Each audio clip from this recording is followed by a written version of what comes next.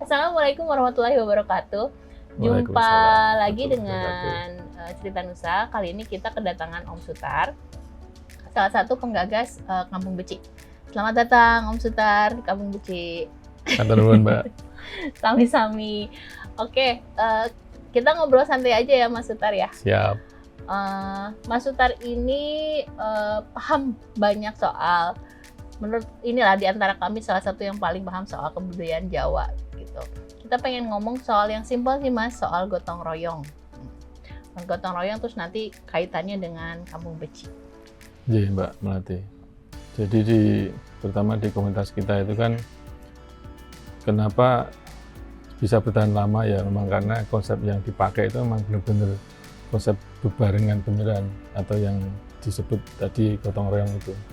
Jadi di komunitas kita itu kenapa lekat bahkan di kehidupan mencari rezeki terus dalam kehidupan bisnis bareng itu kan erat banget kita menerapkan pola gotong royong itu.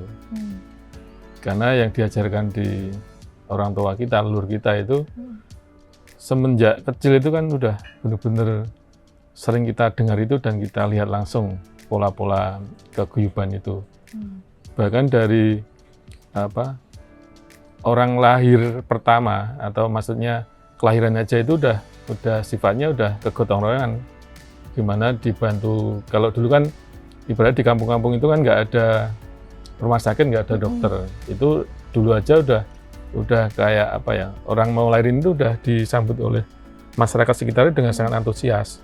Bahkan disiapin upacara-upacara yang untuk menyambut kedatangan si bayi itu.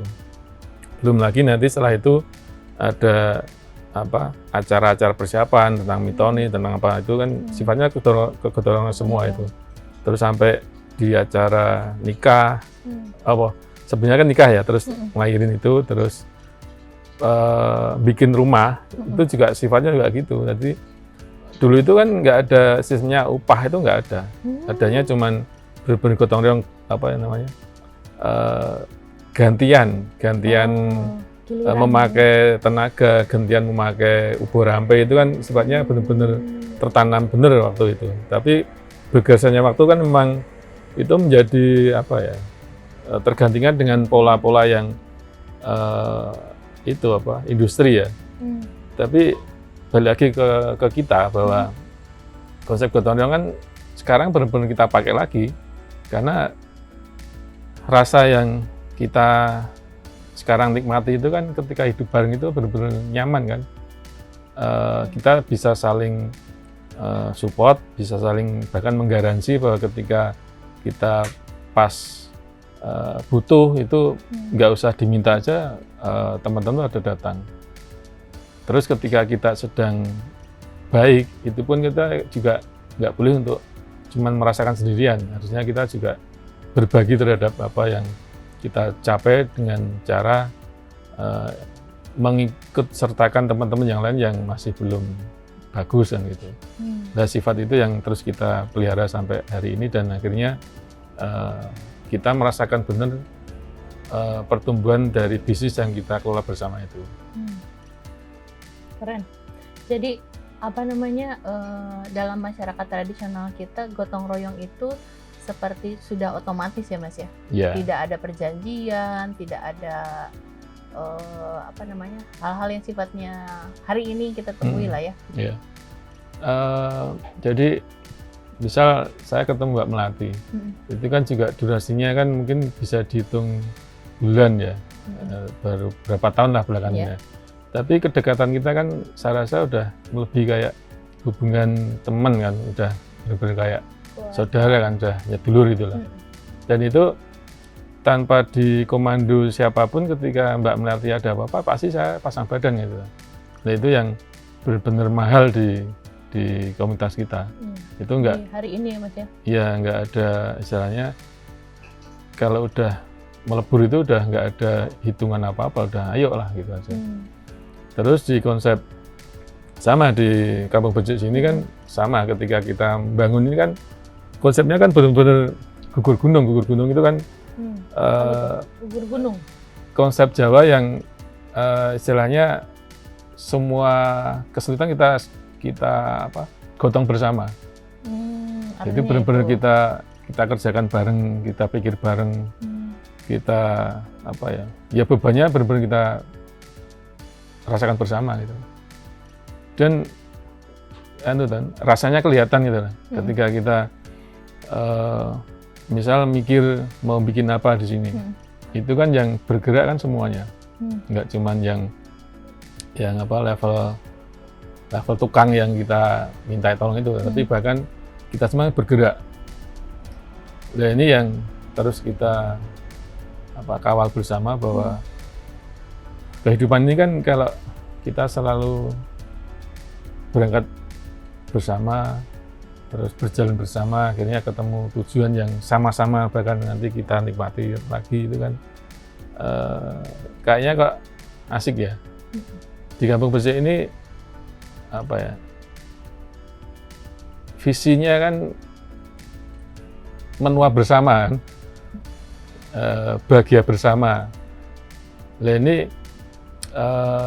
kebetulan tempatnya di tempat yang benar-benar jauh dari kota. Ini sengaja kita pilih karena konsep hidup kita kan semakin hari harusnya kan semakin sederhana, nggak glamor, tapi intinya kemanfaatannya harus lebih diutamakan, kualitasnya harus lebih diutamakan lagi. Jadi kita kan ada tujuannya nih, kenapa kok nggak di kota yang di Semarang aja, yang full support segala macam ada. Kenapa mah repot bangun di sini dari awal? Itu kan memang saya rasa tanpa dikomando itu, kalau pikirannya kita semakin hari semakin neng itu atau semakin baik, itu pasti kan ketemu pola yang semakin hari semakin baik ya, menuju kesederhanaan tadi itu. Tadi saya sempat mengunjungi satu tempat Mbak Melati di daerah Beringin sini. Ini kebetulan cocok dengan filosofi kenapa kita tinggal di Kampung Becik ini.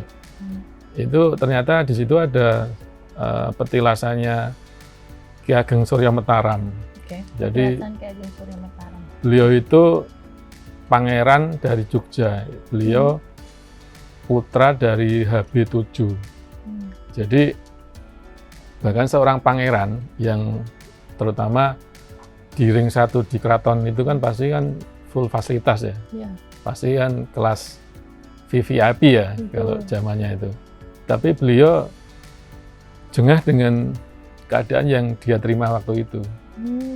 Banyak kan pasti kan banyak politik yang rumit itulah. Nah, beliau ternyata punya pemikiran yang sederhana, jauh dari hal yang sifatnya keduniawian. Itu beliau akhirnya sepakat untuk membawa warganya untuk pergi dari keraton, dan dia memilih di daerah Beringin sini. Jadi saya perjalanan pakai mobil nggak bisa, pasti pakai roda 2. Itu benar-benar masuk di gunung itu, di alas jati itu. Dan saya ketemu di sebuah tempat yang nggak masuk akal kalau seorang pangeran tinggal di situ itu. Tapi real terjadi, ada gitu loh. Dan tidak terlalu jauh ya dari masanya kita hari ini ya. Nah, itu kan paling tahun 1900-an awal kan. Dan itu udah zaman modern juga kan. Betul. Tapi beliau mengambil sikap yang sangat tegas bahwa aku masih melihat kehidupan yang nggak baik di sekelilingku, dan aku kalau aku hidup dengan kayak gini, aku mengingkari hati nuraniku. Aku pilih untuk hidup dengan rakyatku gitu. Keren banget itu. Banyak ajarannya yang sangat relevan dengan kehidupan real sekarang ini, dan itu menurut saya ya pembawa atau pemikir Jawa yang keren di era modern ini. Nah, tadi sekilas saya kan merefleksi apa yang terjadi di Kampung Becik. Wah, ternyata kok hampir serupa ya. Kita itu seolah-olah menghindari keduniawian, padahal ya di sini duniawi juga ya. Tapi it's okay lah, maksudnya kita nggak melulu cari materi yang ala kayak gitu. Kita benar-benar sepakat di kehidupan kita yang saya rasa kan kita udah hampir separuh lebih dari kehidupan kita ya. Mungkin ya gitu ya. Hampir Mas. Kita berharap di sisa waktu hidup kita kan benar-benar menjadi hidup yang benar-benar ada manfaat besar itu loh Mbak. Amin. Dengan cara kita hidup berbarengan gini, gotong royong model gini, itu akan lebih menguatkan sebenarnya. Betul. Kalau kita sendirian pasti nggak bisa. Saya rasa itu ya. Nah maka dengan cara kesadaran yang berbarengan gini, insya Allah kekuatan kita jadi berlipat. Nggak cuma kekuatan pikiran, tapi juga kekuatan untuk daya dobrak untuk bangun sesuatu itu kan jadi lebih kuat ya. Amin. Gitu Mbak Melati.